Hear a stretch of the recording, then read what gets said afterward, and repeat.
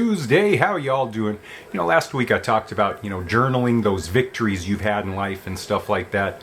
And, another thing is, we can, especially as neurodivergents, we can deal with some insecurity. And it's not really necessarily insecurity over ourselves per se. It's just how much we've been misunderstood and people have taken us wrong and so on and so forth. And we hear, they say we hear so many more thousands and thousands, tens of thousands more negative comments directed towards us and stuff as we're growing up and stuff. So yeah, you can have some insecurities and things. So, along with those victories, the things you overcome, make a note of those wins. Make a note of those times where you've blown yourself away, where you've surprised yourself, where you've, done something and it's come out so well that you're like, wow, I can't believe that, I was able to do this and accomplish this and stuff, and all those things.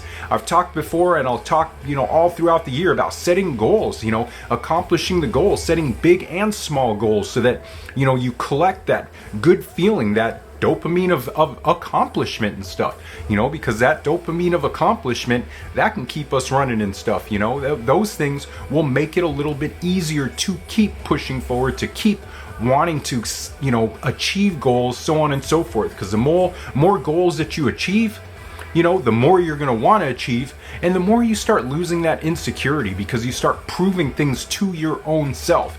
And that's the most important person to prove things to, is to yourself. A lot of times we need that, especially as neurodivergents.